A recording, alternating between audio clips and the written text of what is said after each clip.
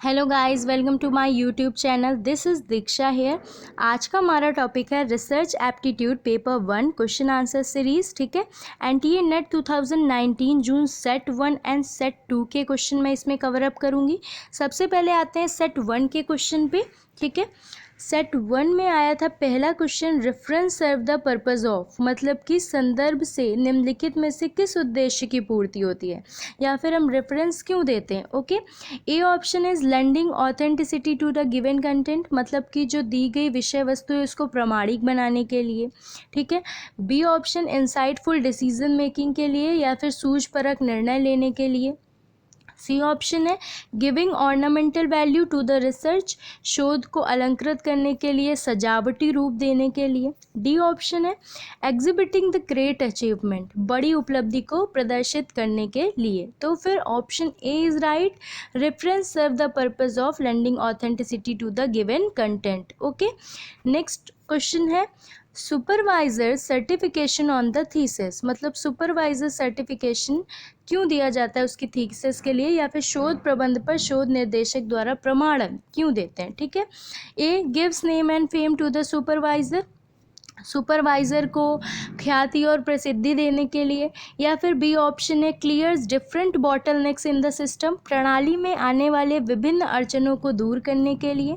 या फिर gives weightage to the scholar work, या फिर जो शोधार्थी का शोध कार्य है उसको वेटेज देने के लिए, महत्व देने के लिए। Okay, ensure originality of the work, या फिर उसका जो शोध कार्य है उसकी मौलिकता को सुनिश्चित करने के लिए, ओरिजिनलिटी दिखाने के लिए। तो क्या होगा, option D is right, supervisor certification on the thesis ensure originality of the work. Okay, अब है थर्ड क्वेश्चन है participation in which type of research has the great potential for ensuring the improvement of the professional as well as work situation, मतलब कि किस प्रकार के शोध में प्रतिभाग करने से जो अभ्यासकर्ता होता है, अभ्यासकर्ता में सुधार होने के साथ साथ कार्य परिस्थितियों में भी सुधार की संभावना होती है। ओके, इम्प्रूवमेंट की संभावना होती है। ठीक है, ऑप्शन है ए फंडामेंटल रिसर्च, बी है अप्लाइड रिसर्च जिसको हम व्यवहार रिसर्च भी बोलते हैं, सी है मूल्यांकन रिसर्च या फिर इसको हम इवैल्यूएटिव रिसर्च भी बोलते हैं, डी ऑप्शन एक्शन रिसर्च, क्रियात्मक शोध। तो option D is right, action research. ठीक है, जब इम्प्रूवमेंट की बात की जाए, कहीं पे भी सुधार होने की बात की जाए, वहाँ पे क्या आएगा, action research. Okay, next question है which stage in research creates a working thesis for the research paper by specifying and organising the category of information, मतलब कि अनुसंधान या शोध में कौन सा चरण सूचना की श्रेणी को निर्दिष्ट और व्यवस्थित करके शोध पत्र के लिए एक कार्यशील थीसिस बनाता है। ठीक है, मतलब कि ऐसा हम कह सकते हैं कि कौन सा ऐसा स्टेप है जिसमें हम इंफॉर्मेशन को व्यवस्थित कर लेते हैं, ताकि जो रिसर्च पेपर है, ठीक है, उसके लिए एक वर्किंग थीसिस क्रिएट की जा सके। ओके, या फिर जिसको हम बोल सकते हैं कार्यशील थीसिस बना सकें। ठीक है, A option is research design, B option is developing a hypothesis, C option is review of literature, या फिर एनालिसिस ऑफ डाटा। तो C option is right, review of literature या फिर साहित्य का अवलोकन।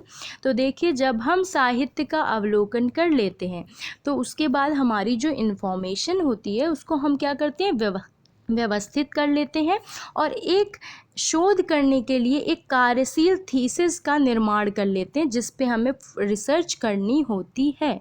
ठीक है, तो रिव्यू ऑफ लिटरेचर के बाद हमें एक सूचना प्राप्त हो जाती है, हमें अपने कि किस जगह कहाँ पे हमें रिसर्च करना है, उससे रिलेटेड हमें सारी सूचना जब प्राप्त हो जाएगी, सारी इन्फॉर्मेशन मिल जाती है, उसके बाद हम क्या करते हैं, एक वर्किंग थीसिस बना लेते हैं जिस पे हमें रिसर्च करना होता है। ओके, तो यहाँ पे ऑप्शन होगा रिव्यू ऑफ लिटरेचर। ओके, देखिए क्वेश्चन के ना लॉजिक्स हैं उसको समझने की कोशिश करेंगे। ठीक है, अब आते हैं सेट 2 2019 जून वाले पेपर के क्वेश्चन पे, ठीक है।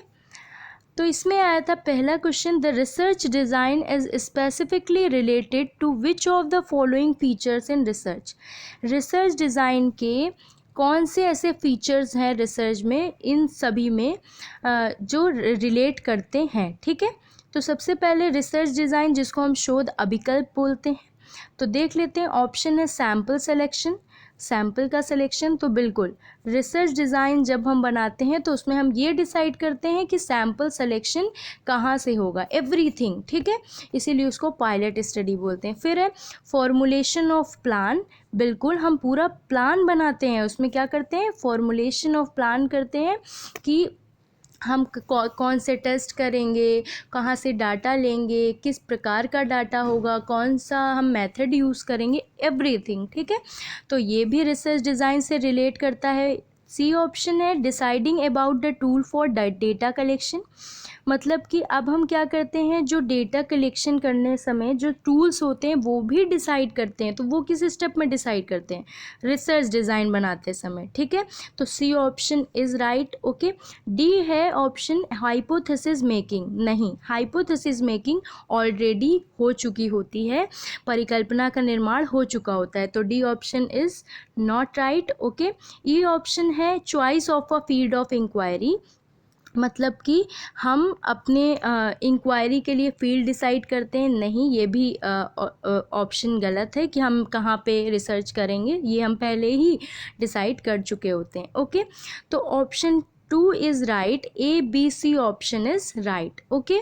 नेक्स्ट क्वेश्चन है हमारा, which of the following is plagiarism checking website, मतलब कि हमने आपको पहले ही बताया था कि प्लेजरिज्म क्या होता है, जब किसी और के डाटा को चुराया जाए या कॉपी पेस्ट किया जाए तो वो इस श्रेणी में आता है, ओके।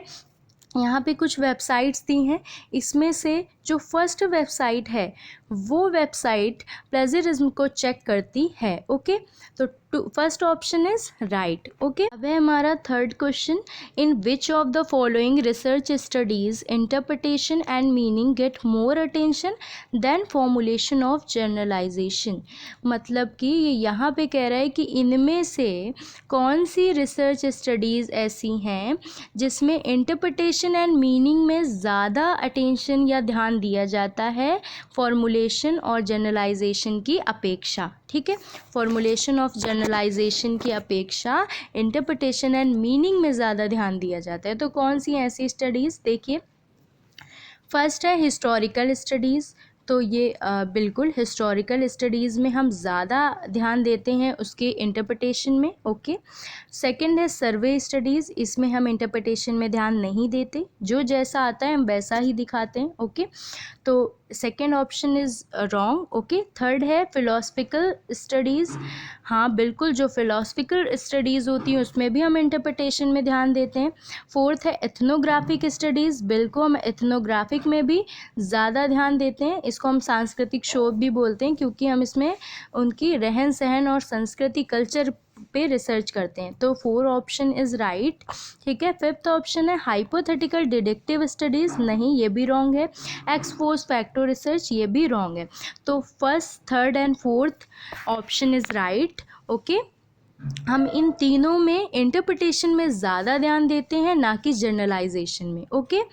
अब है फोर्थ ऑप्शन पे चलते हैं, फोर्थ क्वेश्चन पे, bibliography given in a research report, मतलब कि रिसर्च रिपोर्ट में बिब्लियोग्राफी हम देते हैं क्यों, ठीक है। ऑप्शन है A helps those interested in further research, हम उनकी मदद कर सकें जो कि अन्य रिसर्च करना चाहते हैं उससे रिलेट करते हुए, ठीक है।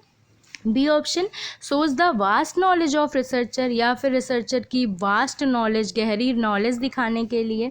मेक्स द रिपोर्ट ऑथेंटिक, या फिर रिपोर्ट को ऑथेंटिक बनाने के लिए, या फिर is an optional part of the report, या हम एक रिपोर्ट का ऑप्शनल पार्ट दिखाने के लिए। तो नहीं, A option is right. Bibliography हम रिसर्च रिपोर्ट में इसलिए देते हैं ताकि जब किसी को उस टॉपिक से रिलेटेड रिसर्च करना हो तो उन लोगों की मदद हो सके जिनको उससे रिलेटेड फर्दर रिसर्च मतलब करना हो। तो option A right, helps those interested in further research, okay. Fifth question पे आते हैं, through which research method the manipulation of an independent variable and its cause on dependent variable is examined with reference to a hypothesis under controlled condition।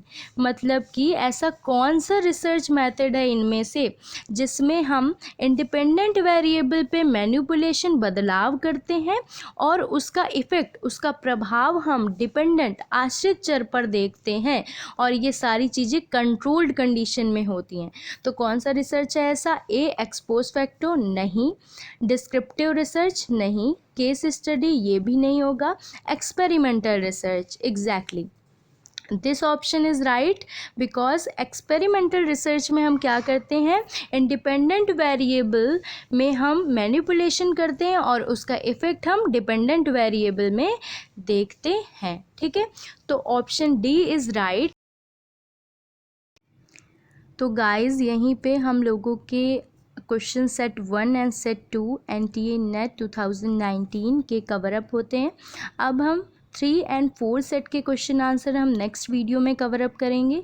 यहीं पे हमारी video and होती है। If you like the video please like, comment, share and subscribe. Thanks for watching.